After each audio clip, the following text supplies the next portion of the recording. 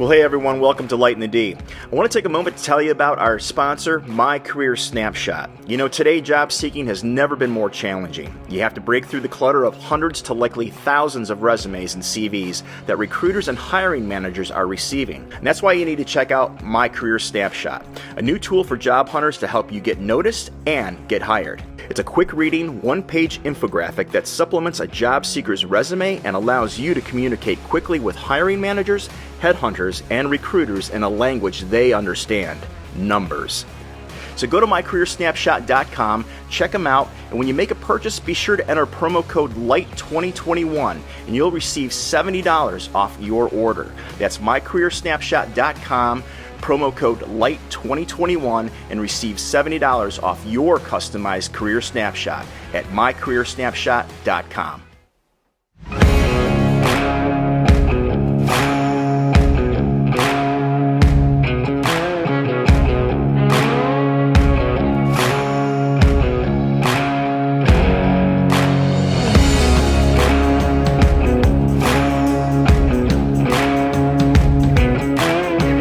To another episode of Light in the D. I'm John Irvine, and today I'm here with a neighbor, someone in my community. His name is Andrew Weaver, and I'm going to be talking to some parents here in my community. And as we've seen kind of nationally, parents are starting to stand up and speak out at Board of Education meetings. And that's where I actually met Andrew, along with about 150 other parents, concerned parents about what's happening in our school systems. And Andrew, I'll let him kind of tell a little bit about himself. So to give us a little kind of preview of who you are and your kids and all that kind of thing, if you don't mind. Yeah, so first, I really appreciate the opportunity. I'm just a regular dad. I'm someone that before COVID didn't know who any of the board members were. Took for granted that our school district was doing the right things, had the right interest. Yeah. COVID was definitely one of those things that, got my attention. And then I think it's one of those where a lot of us have found that we took for granted way too much. Yeah. And so that's why I have a fourth grader, a kindergartner, and a 2-year-old at home.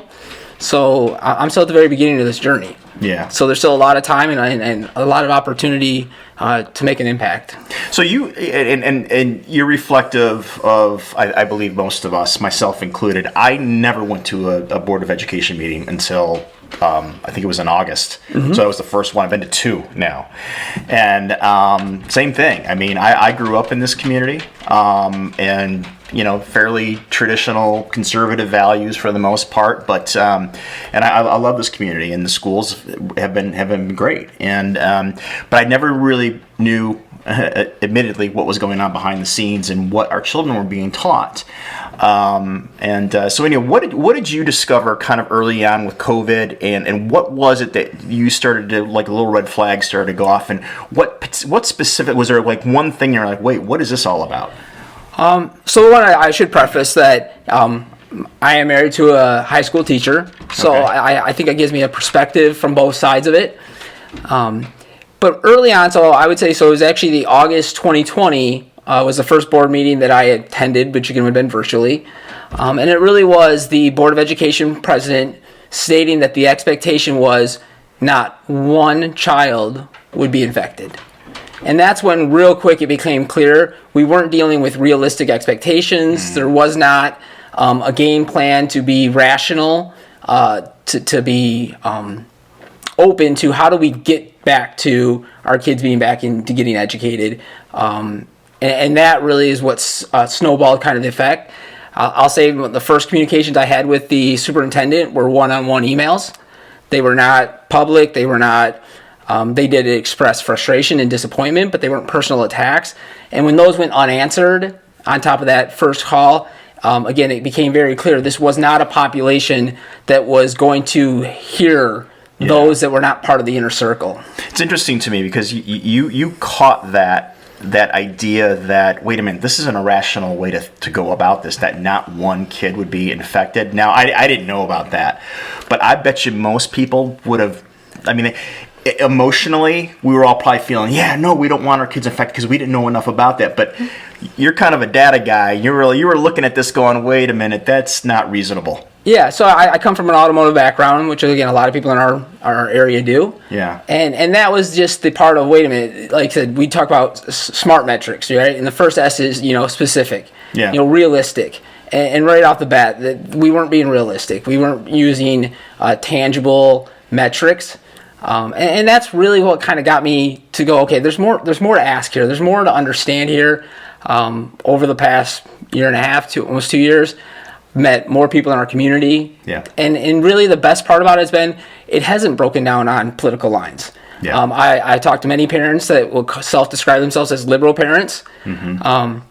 So I started a blog, Finding the Right Answer, and it really was about taking the problem-solving approach that we use in the manufacturing world and just say, how do we get back to finding the correct answers, not a politically right answer, to the problems that we face, and finding the common ground where we can agree. But that means, again, you have to start with specific problems, with specific goals of what are we trying to achieve. And I think that's probably the biggest gap that I'm seeing in our society right now. There's none of that. There's not that tangible, what are we trying to accomplish and how do we get there? And I'm hoping that that's the approach we start getting back to. So going back to this snowball effect of, you recognize, wait a minute, this isn't reasonable. So you start emailing the board, or who was it? So my emails originally started, like I said, the first 3 times I ever emailed the district, to the Rochester School District, was directly to the superintendent, Robert Shaner. Okay. One-on-one emails, and never received a response. And then over time, the list has just grown. So then it became to the Board of Education. Yeah. All the trustees were added. To now, there's multiple media sources, government sources, the mayor of Rochester, Rochester Hills. I've had one city council member reach out to even express some concerns, some feedback. One county commissioner, but the rest of them have been silent, which again I think is indicative of some of the problems we have here, that people can see and hear the things that are being expressed and remain silent. So did you start to sense that maybe outside of keeping our kids safe? I mean, I got to give some grace to the very beginning of this. We didn't know what this thing was, but there was a time after I'm with you, after the summer of 2020, I was starting to go, what's really going on here? Because I felt like, even with our governor, we're trusting the science, but I didn't see that they were really sharing with us the data or the science that they were looking at. And I can probably be somewhat of a conspiracy theorist. I've heard the saying, never let a crisis go to waste, and I felt that's what was happening. Did you have that sense, or was it based on what you were starting to dig into and the investigation that you started doing? Because you almost became an investigator, right? And that's, again, it's a problem-solving mentality, right? Yeah. You start asking the most important question you ask in problem-solving is why. Why is someone doing something? Why is it? And the whys became pretty clear that we weren't after tangible results, right? It went from protect people, but we could see the data early on. I started pulling it right from the state's website, and we could see where the high-risk population was and where it wasn't. Mm-hmm. And then I go back to that mentality of, well, not one kid can get infected. Well, again, that's unrealistic. Right. And so then as it snowballed, and it really came to, there was a whole lot of stuff that predated COVID. Mm-hmm. So the idea of what priorities were being set, and it became pretty clear to me that it fell on political lines, which is that tribalism, and which again is hopefully what we try to get away from. Right. And again, really get back to what is the right answer. When it comes to our public school system, it's about educating our children. Right. Which means politics have to get out of it. And one of the big things is finding credible sources that cross those aisles. And so I think the media is a big part of it, the narratives and society. And I think what you're doing here with this podcast and really trying to embrace independent local mentality of how do we get back to just talking to one another. Right. And really COVID took that away. people stopped talking, and it just probably made the tribalism worse. Right. And the division worse. Yeah, and so we've got to make a constant effort, a conscious effort to get back to talking to one another. Right. Not let those narratives continue to divide us. And that's got to be, again, us taking action and not just seeking out words. Right. And I mean, and my hope and my goal with Light in the D is always to get to, we are a Christian-based podcast, but that involves getting to the truth. What is the truth here? And what I have seen, and what I think we've seen, contradiction after contradiction, and lie after lie after lie. And I certainly don't want to bear false witness on anything, but it's kind of like it's out there for all of us to see now. After a year and a half to almost 2 years of this, it's like, okay, something's. We know something's wrong, but not everyone's willing to admit that, okay, we were wrong here. And and so one thing throughout COVID, I would say, and actually, again, I credit my wife a lot of it. I'm not someone that read a lot of books growing up. It wasn't something that was in my upbringing. My wife teaches language arts, so something she's embedded in our kids, and I think it's great. But so I got really into audiobooks and just having more free time. Yeah.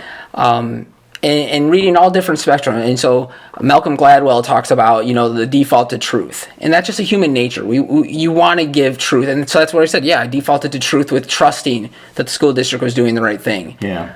And he talks about the stories about how people knew who Bernie Madoff was before Bernie Madoff was exposed, but how much evidence and stuff it takes. And I think that's what we're seeing, right? No matter how much evidence is put in front of people, there's that mentality of just not being able to believe, and now it's hitting so close to home. I think a lot of these stories for so long were, but that's San Francisco, or that's Portland, or that won't happen here. Yeah, right. And now you're seeing it here, but it's also these things that are, again, it's not this abstract. It's not these things that, again, what else do you think, it happened somewhere else, it can't happen here? Right. No. It's the study of history, right? And that's, again, brings it right back to all the narrative selling, like, we didn't teach history for so long or do it well that now people are manipulating history. Yeah. And where when you get back to it and you say, wait, just tangible things of what happened and what's real, it's just not verifiable. And you can show people that. And I think that's the scary part of how many times you can show somebody something that just is factually untrue. Yeah. And still it's like, okay, that's not a default to truth. That's something else. Right. So then, again, going back to kind of the beginning of this, you start doing all this investigating, you start looking at all this stuff. You said it snowballed. Did it open up like Pandora's box for you to did you start finding things out about this? Yeah. Whoa, I wasn't planning to go here, but now I'm finding out all this other stuff? Was it kind of like that? 100%. 100%. One, I didn't even know how massive the Rochester School District's budget was. Yeah. I mean, it's over a $200 million budget. Yeah. And so I'll tell one funny story. So when my son first started going to kindergarten at Rochester, I grew up with a single mom just outside of Jackson, Michigan, in a very small town. And I remember getting the school list of all the stuff. And we're fortunate and we could buy everything on the list. But I remember thinking, when I was growing up, my mom couldn't have bought all this stuff. No. But also, I went to a school that didn't have all the resources that Rochester Community Schools has. Right. And it didn't make sense to me. Right. But that's where I go and I challenge, and that's where I say, I was part of the problem of getting here. At that moment, I should have said something like, why is it that an affluent school with resources can't provide basic... And a $200 million budget. Can't provide can't buy basic resources. And so that really should have been the red flag. But again, that's where I go, but I was part of the problem because I just accepted it. Sure. Because I had the ability to buy what was on that piece of paper. And I think COVID really woke me up to the part of, but what about the kids that can't? Right. And that's to say, COVID put so many people in a position where it was clear that those saying they argued and are there to defend the most vulnerable, we're putting them at so much more peril. Yeah. We're hurting them so much more. And it's, again, actions speak louder than words. And that's really where it started to hit home. Yeah. Of going, how I grew up, my mom couldn't have made it through those things. And it would have devastated her. Yeah. But again, I go back to that moment, and it really made me reflect on that first time I looked at that supply list going, this is ridiculous. Why are they asking for all this stuff? So you started asking the question, right? Yeah. And did you get satisfied answers? But at that point, I didn't ask the question. I should have. Right. Okay. But so now, with that as a frame of reference, I turn my attention to the money. I mean, and everything it is follow the money. Yeah. Who's benefiting? And we found out very quick that the priorities of Rochester Community Schools are not on educating our children. I would argue that that's probably across the country in a lot of ways. Probably what we're seeing is. Yeah, I would agree with that. I would agree. There's another agenda going on. Absolutely. And I think that's the part where people. So I majored in political science for my undergrad. So I think I'm kind of probably one of the people that are more like the topic. And so, but then you think of how many people don't like the topic or just like, I don't want to deal with politics. Yeah. And so, but the thought process of how funding works. Yeah. And so we have seatbelt laws, not because the federal government tells us to have seatbelt laws, but because federal funding is tied to us having a seatbelt law. Yeah. Our drinking age is 21 because federal funding is tied to the drinking age being 21. So to think that there's not federal ideology or practices or theories behind what funding is tied to it, and when all the massive spending through COVID, I think it's pretty clear that there's probably some hidden strings tied to why we do certain things. Yeah. Which is, again, goes back to why the one thing I think should be universal that I can't understand why anyone would be against is why aren't we more transparent? Yeah. In a day and age with technology, there's no reason for us not to be transparent. Right. And so that begs the question, why aren't we? Right. Why is it the powers to be don't want transparency? Well, they always run on transparency. Sure. It actually speaks louder than words, right?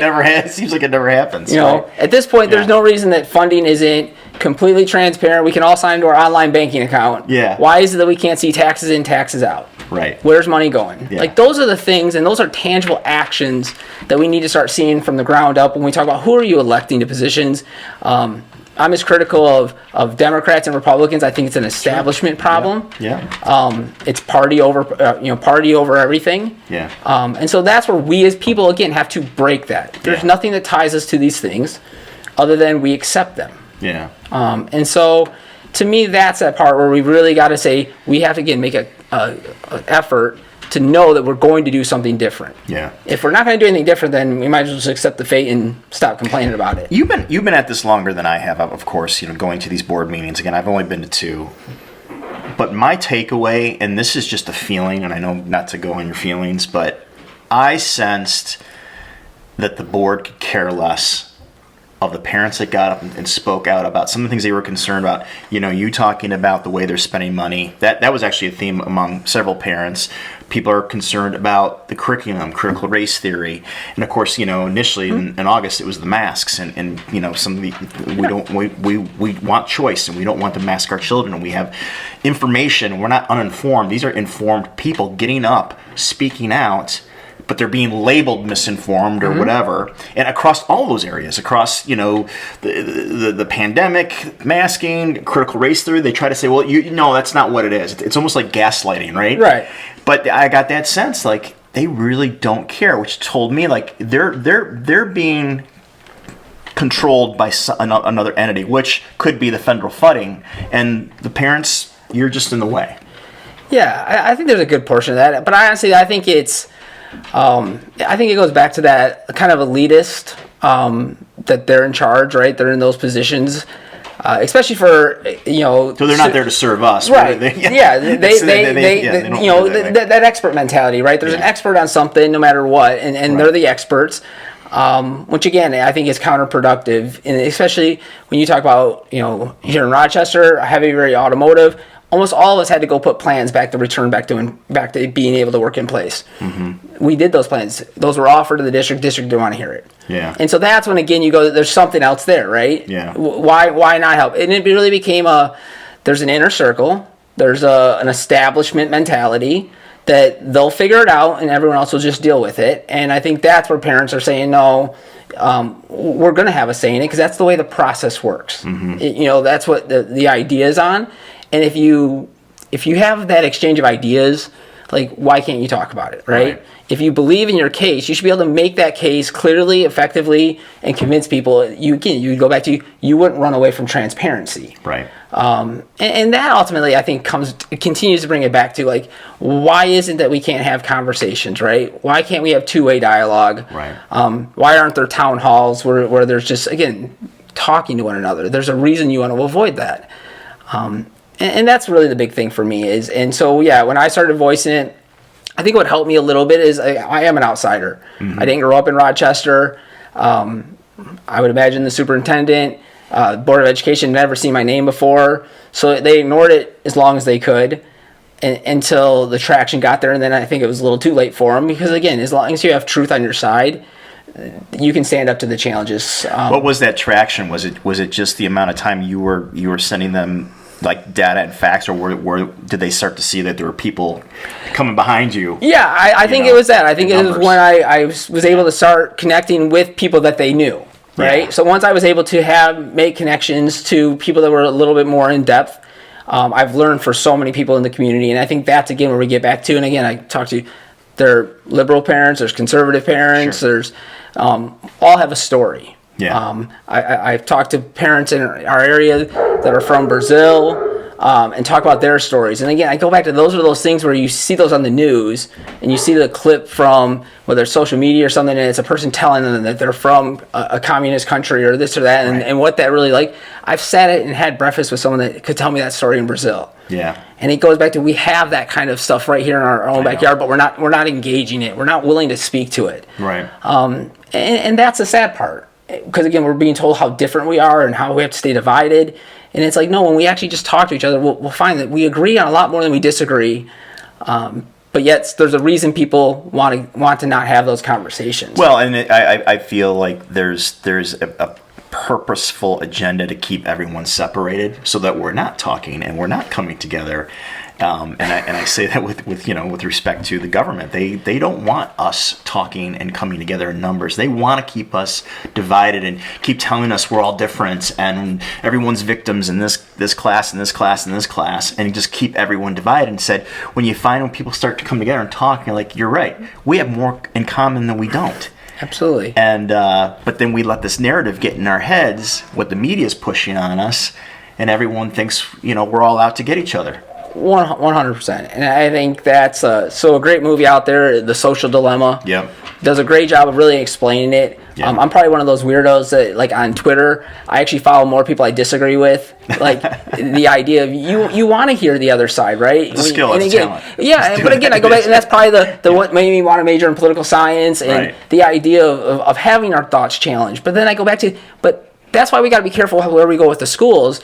We want that stuff in our schools to challenge thought, but it's got to be done in the way that both sides are challenged. Yeah. A good teacher does present both sides and let kids formulate their own opinions. It's not about censoring. It's critical thinking. It's critical thinking and not telling kids how to think, but teaching them, not teaching them what to think, but how to think. Correct. And that again goes back to the point of how do we do it, right? So the tie that most of us get our news from some kind of device, whether it's our phones or iPads, which again, it just is what it is, right? You're not putting that genie back in the bottle. Right. But so again, I go, what is that action that we're taking to try to break through? Because clearly there's the technology behind it. So that's where, again, anyone that hasn't seen Social Dilemma, I highly recommend it.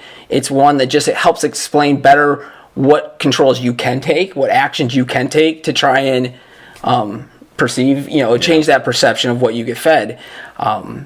So I've made a concerted effort to really go out and seek out independent news sources.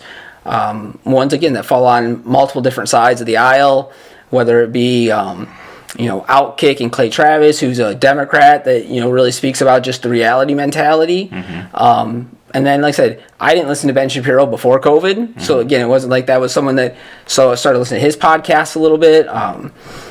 Honestly, with Bear Weiss is one that comes from a former... she was at the New York Times. Yeah, for the New York Times. So just a blank there. But really, and they actually her and Ben Shapiro did an episode on his podcast, which shows someone that comes from a little bit of background, conservative, could have a conversation. Right. So again, we can have a conversation. We can sit down and be civil. We aren't these two tribal factions, the majority of us. Is there the tribal factions? Absolutely. Right. And I think that's really where we got to go back to and say, we got to call things out on both sides. Wrong is wrong, right's right. Exactly. I think common sense people, we know where those lines are. We don't need government to try and regulate thought and idea. Yeah. People are going to say things that you don't like sometimes. The idea, scroll past it, move past it. Like, we got to get back to that point. We used to be able to agree to disagree. Yeah, and that's now you're villainized or canceled. Right. If you don't have the right, narrative. And that's why I said I think that's one of the best things from the podcast, honestly, that she really gets after. Yeah. Is real stories that come from a left's point of view of just how it's infecting so many different things. When you have medical professionals coming up that they're not being told that they're doing something wrong because the teacher feels that they might be accused of something. Yeah. Like, these are people that are going to have human lives in their hands. Right. And we're not willing to tell them, hey, that's not the right way to do something because of a microaggression. Like, that impact, the unintended consequences are massive, but it's sad because now they're not really that unintended anymore. Mm-hmm. Like, we can see the devastating impact that has when you stop teaching kids how to fail, how to be challenged, how to have adversity, how to overcome. And I think that's even like the mental illness stuff. Yes, absolutely right. It's okay to not be okay, but it's also okay to be okay. Right. Like, it's okay to build mental strength and come over adversity. Right. And that's where I think we got to be careful, because I really see now we're creating the idea of, like, we're living in a world where everything's the boy that cried wolf. Yeah. And so look at so many different topics. Obviously racism's a big one. Mm-hmm. When you call everything racism and everything's racist, nothing's racist. Right. Because people become immune to it. Right. They disregard it. So that way, when there's those actual events of racism, they don't get addressed. Right. Because and when you call everything racist, there's no way to solve any of it. Right. It's like you're just always perpetually guilty. Exactly. And that's that part, right? And so we've seen it also with the Metoo movement, right, where, again, so now it becomes harder for people that are real victims to get credit because we've watered these words down so much. Right. So, and again, you go topic after topic, and you can just find that that's what we just continue to do. Right. And so I think that, kind of getting back to why I really chose to be the voice, and the race topic was one early on. People were like, you got to kind of stay away from that one. And it's probably the one that I'm most passionate about, in the sense of words matter. Yes. We got to use, if we're not going to use words correctly, it's talking two different languages. Right. And no society is going to exist when people are talking two different languages past each other. Right. So we've got to be willing to call out what's truth and what's not. Right. And sometimes those conversations are going to be uncomfortable. Everyone keeps talking about having courageous conversations, but anytime we want to really have them, they seem to kind of run away from them. And I go back to, that's where I hear, even because there's been some part of people, one of our board members in Rochester is playing the guilt by association. So if people are associating guilt by association, which, again, I'm glad to have that conversation with her anytime she wants to have it. Because at the end of the day, it's what are you associating with, right? Right. I'll stand up behind anything I said if I'm wrong on something factually. Show me where I'm wrong. But most often not, people that they want to go after people that want to associate with someone like me, instead of coming at me directly. Yeah. Like, tell me why I'm wrong. Instead, I get cease and desist letters from the lawyer. I got 2 of them that I'm glad to share. And I think the moment I made those public is when they kind of got a little bit of the sense of, like, these tactics of intimidation aren't going to work. I got a police report from the superintendent, filed a police report, which was all my social media posts, which I sent to them. So it was just this nonsense of, like, these tactics. So the police report was, what was his reasoning? It was miscellaneous school complaints was what was written on it. That's a crime? Yeah, I guess. And it just they paid a school district employee to basically scroll through social media and take screenshots of posts that I've made, which I went to a board meeting, read it out to them, and actually, everything that is posted in there was sent directly to them. Yeah. So again, it's those kind of things that it's just like, why? Why? What do you think you're gaining by doing this when I've clearly made it known? Like, I'm gonna make this stuff all very transparent. Like, if anything, you're not hiding anything from me. Yeah, that's not the hill to die on here. Like. But why not just talk? Yeah. Why not just address the things that I'm actually bringing up? Instead, it's got to be the character assassination part of it. Yeah. But again, there's never been, and that's what I hope parents are seeing, though. Yeah. That this is far more bark than bite. And if that's the one message I'm hoping to get out of all this, is the cancel culture stops when we stop allowing it to happen. Yeah. When people that have businesses say, you know what, I'm not going to fire someone because someone in our area doesn't agree with what they said. Because I understand what words are. I understand what they said. And no, what they said isn't what you said it is. And when the district's got a federal lawsuit for potentially reaching out to a parent's employer and having them fired, like, that's where more of us have to show, like, there is consequences. Right. People are being hurt. And it's by the ones that claim to want grace and gratitude and say all the nice words. Right. But their actions don't seem to back it up. No. So I'll stand by anyone that wants to be associated with the actions, and just do the right thing and really look out for what our community and all of our communities stand for. And again, I go back to we agree on a lot more than we disagree on. We can challenge and take on big challenges, and we can do a lot of good things, but not when we expect that only a few get to have a voice. Right. I think, and I agree with you 100%. I think what has really driven all of this is we've seen in the last 2 years, fear. Fear of, they drove this pandemic into us in fear of losing your life. Now it's fear of losing your job if you don't get the vaccine, or again, speaking out, and what I think parents and people need to know is there are more of us that think this way than there are that don't. And it's the people that are in power and control who are trying to convince us otherwise. And that we're all out to get each other. And it's not the truth. And I think we have to be willing to take some risks. I mean, I went into this the last couple of months and, had that conversation with my wife, and there are things that are coming down that, if I were to lose my job, this is the hill I'm willing to die, because I'm looking at the future of my children and then our grandchildren. The way things are going, if we don't put a stop to this is just going to keep spiraling. And what I'm saying is this government is going to continue to take control and more power in our daily lives and take away our freedoms. And it's a real thing. And you brought this up earlier about talking about people from Brazil. I just started reading Rod Dreher's book, Live Not by Lies. And that book, the reason he wrote that book is because he was reached out from someone, I believe they were from the communist bloc, and they were here in this country, and they called him, like, he didn't even know who they were. And they said, you need to hear my story, and your country, I'm seeing all the same patterns that happened in our country when communism took over.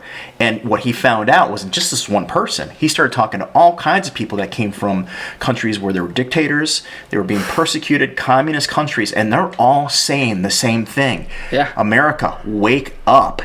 It's you're letting it happen in your own country. And I think we're very naive to think, it can never happen here. It could never happen. 100%, and that goes back to because we haven't taught history well. We haven't emphasized history for a long time. Right. I was very fortunate in the small town I went to. I had a great history teacher that engaged me in it, and it was like that light bulb moment. So when people talk about having good teachers, but I also had a teacher that told me that I wouldn't graduate from high school. College isn't for everyone. So that part of, like, there's good and bad teachers, and to paint that brush of one's all one or the other. Right. But history goes back to that part. Yeah, like, people take for granted how little America's history is in the grand scheme of world history. Right. And the impacts in the what really is out there, so that mentality of it can't happen here. The reason is because the progression happens so fast for America. Yeah. The advancements happen so fast that we've accomplished a lot in a short period of time, which speaks to, again, the foundation that was built. Right. It speaks to the great things that we can do. That's not to say that there aren't challenges or aren't things that we learn from that we don't want to see repeated, which again is sad because I think we're starting to see them repeated. Yeah. But that's, again, where do we go from here? And it starts with education, and I think that's still the biggest piece of all this, and I think that's why you're seeing so many parents getting engaged, because it really is. Education is the bedrock to having opportunity. Sure. And so I'll say this is one where, as I probably get painted as being more to the right, and I would call myself center right, pretty much, again, want to just find what's the logical answer, what can we do, what's realistic, what can be accomplished.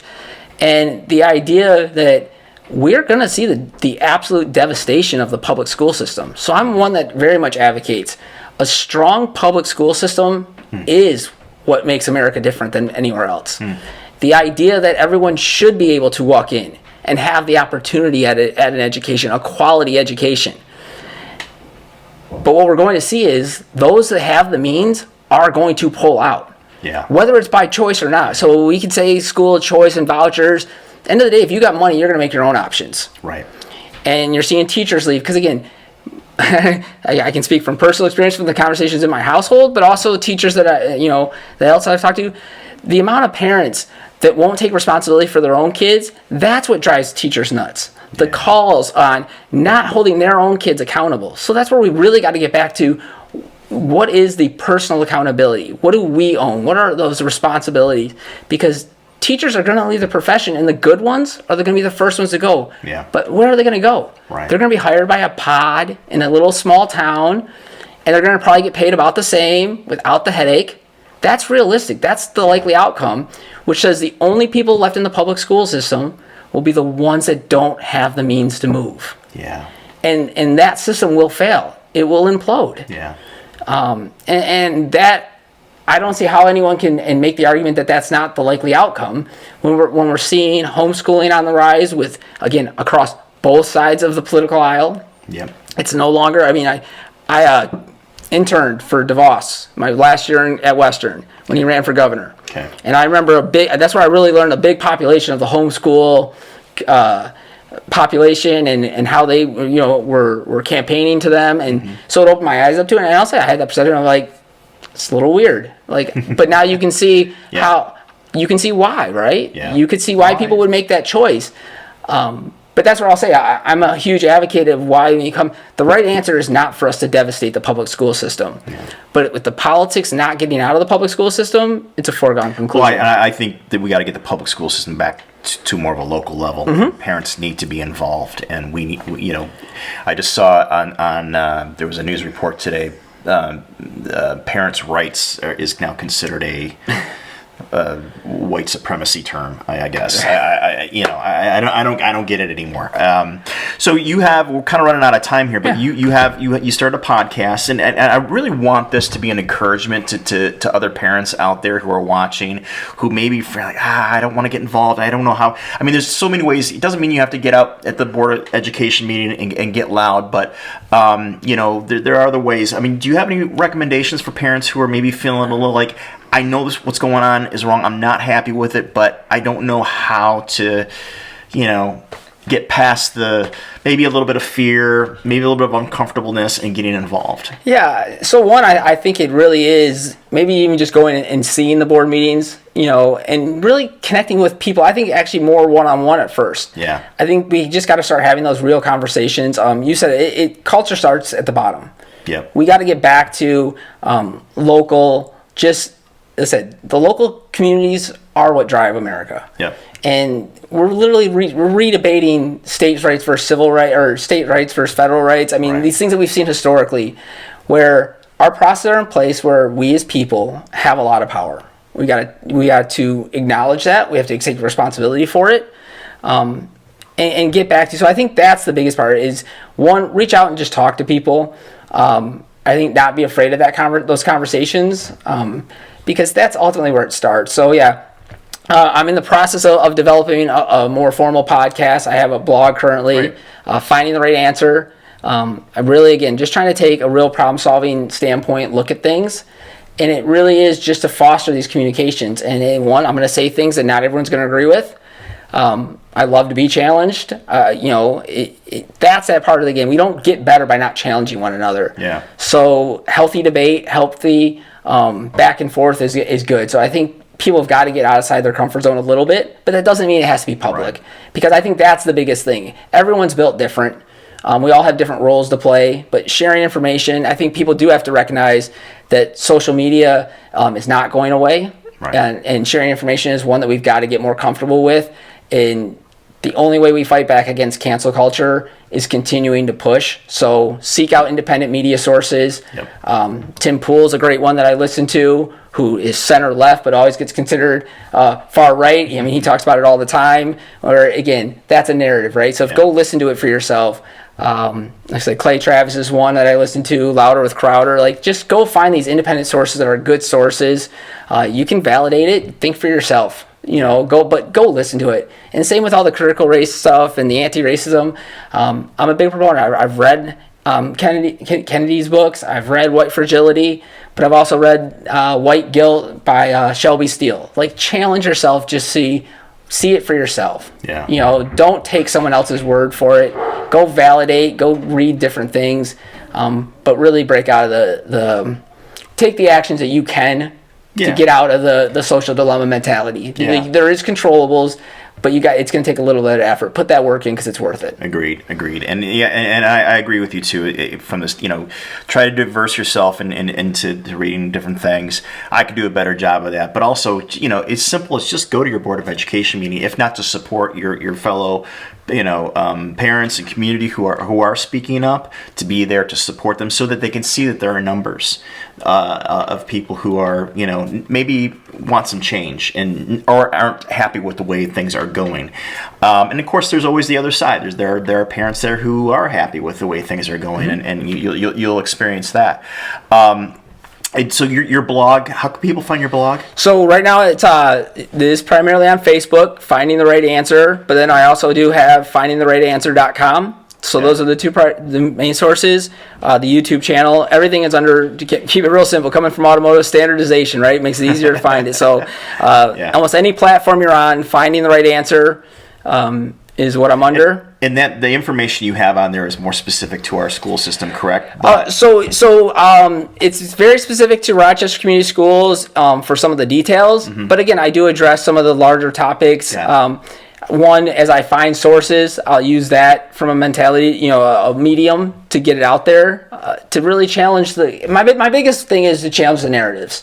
If there's a narrative out there, I want to challenge it. I want people to think for themselves. At least, again, if you go and read something or watch something and you still have the same belief you have, at least then you have a reason for it. Right. We got to get more back to, I guess maybe more of my principles, we got to get back to where when someone has an opinion, they can tell you why.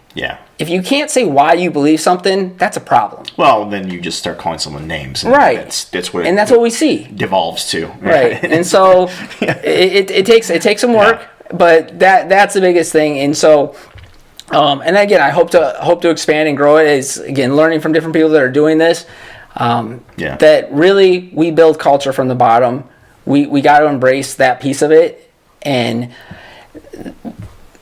the establishment media is not going to do anything for you. Like they have no vested interest in covering, and I think that's the biggest thing. So for someone that's not from Rochester, can still take from where I've started, and again, as I expand, if you look at the things I can document that I don't think any person from the outside would look at and go, that's okay. And then wonder why so many people here think it's okay. That right there should be the challenge. But then flip it and look at how many people in their own district would be just the opposite.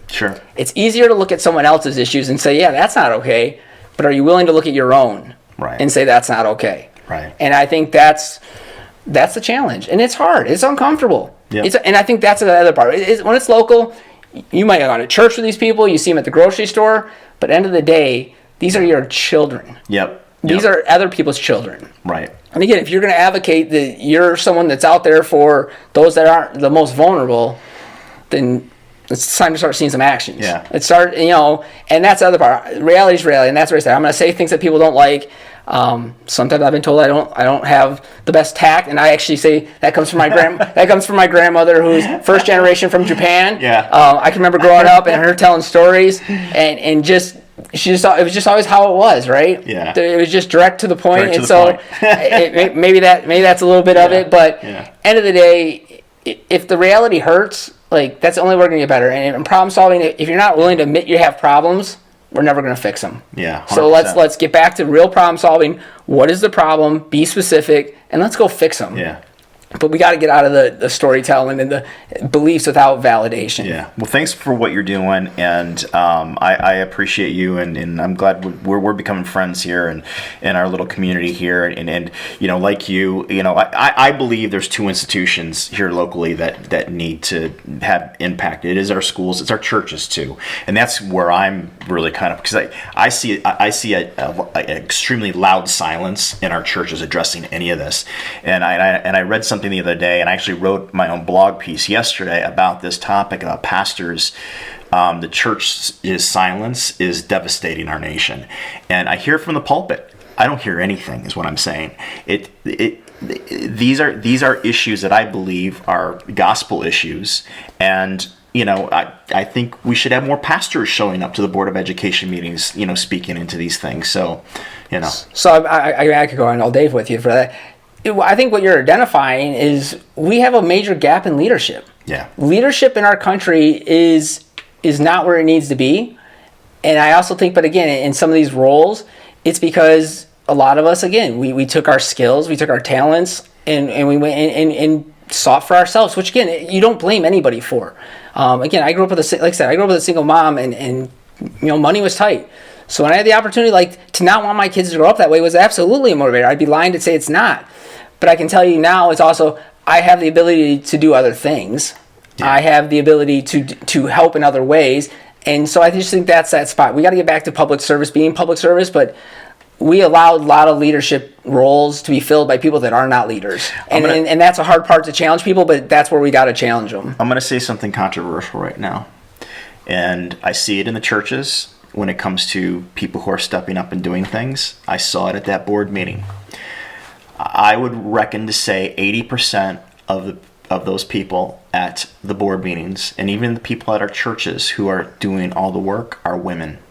Where are the men? I'm just asking the question. Yeah, we're not going to solve it here, right. But men, but where are we? Yeah, no, I think where are the dads? I where are the dads stepping up? Yeah. Here's one right here. But again, I go back to we need more. Being raised by a single mom and an older sister. Yeah. I don't question where that comes from either. Yeah. So Yeah. if they got to lead it, I got no problem with that either. I can be a follower in that breath.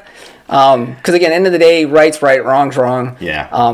A quote that I heard, and I wish I knew where it came from so I could give proper credit. But then all of this comes down to, if you accept less than you expect, you only get what you accept. That's great. And we are accepting way less than what is expected. And I think, again, if we sat in a room We've lowered the bar. Yeah, if we sat in a room with 100 people of all different walks, I bet you we could come to some pretty reasonable expectations that we all think, generally in society, these would be the minimum expectation. And, a quality education and where money's being spent, pretty apparent ones, I think we can get there pretty quick. And sadly, we'll end on this note. Going back to lowering the bar and the expectations, and going back to getting back to local, we've decided that, hey, if we can get the right president in, America, then we'll all be good. And no. So. Yeah, I think we all found out real quick. These board elections and county elections, they got a lot of swing. Yeah, so we just, again, culture change starts from the bottom. Yeah. Well, Andrew, thank you so much for being on Light in the D. And we're going to do more of these with different parents, and we actually might do more of a panel discussion. I might actually ask you to come back and join us for that. Thanks for watching, and definitely check out his blog, and I'll actually put a link to it at the end of this. Appreciate it. And we'll see you next time on Light in the D.